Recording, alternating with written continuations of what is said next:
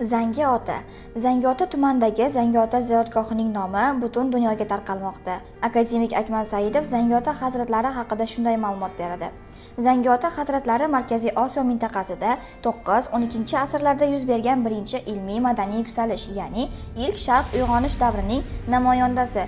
O'z zamonida hikmat va ma'naviyat, din va tasavvuf rivojiga katta hissa qo'shgan mutasavvif va avliyo bobolarimizdandir.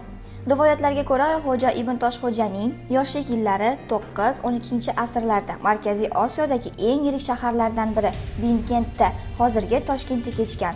Hozirgi Zangiota qishlog'iga aynan shu zot asos solgan. U kishi 1258-yilgacha, ya'ni vafotiga qadar qariyb 40 yil davomida Anvar ona bilan birga shu qishloqda yashagan. Juda ko'plab odamlarga, oddiy dehqonlardan tortib turli darajadagi hukmdorlarga ham diniy, ma'naviy ustozlik qilgan. Vafotidan so'ng u zot mozori naiki mahalliy, balki olis mintaqalardan keladigan kishilar uchun ham ziyoratgohga aylangan. Shu tariqa Zangiota mozori ustida ziyoratgoh ko'rinishiga dastlabki kamtarona yodgorlik paydo bo'lgan va keyinchalik nafaqat ziyoratgoh, balki u joylashgan qishloq ham Zangiota nomi bilan atalgan. Zangiota majmuasi Toshkent shahridan 3 kilometr g'arbda, Samarqandga o'tadigan qadimiy karvon yo'lida, Eski Qal'a mahallasining markazida qad rostlagan. Zangiota maqbarasini Sohibqiron Amir Temur bunyod etgan. Bu muhtasham yodgorlik majmuining qurilishini 1420-yili Mirzo Ulug'bek tugallagan. 20-asrning 30-yillari boshida barcha ziyoratgohlar qatori Zangiota maqbarasi, masjid va xonaxonalar yopilgan.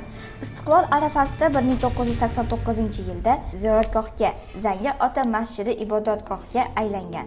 2014-2015-yillarda O'zbekiston Respublikasining hozirgi prezidenti Shavkat Mirziyoyev bosh vazir bo'lgan vaqtlarida o'zlari boshchiliklarida Zangiota tarixiy me'moriy majmuasida ham keng ko'lamli tiklash, ta'mirlash ishlari amalga oshirildi. Majmua maydoni kengaytirilib, 8 gektardan ziyod obod, ko'rkam va ko'kalamzor maskanga aylantirildi. Barcha ta'mirlash, tiklash va obodonlashtirish ishlari byudjet va homiylar mablag'lari hisobidan amalga oshirildi. Majmua tarixiy yodgorlik sifatida davlat muhofazasiga olindi.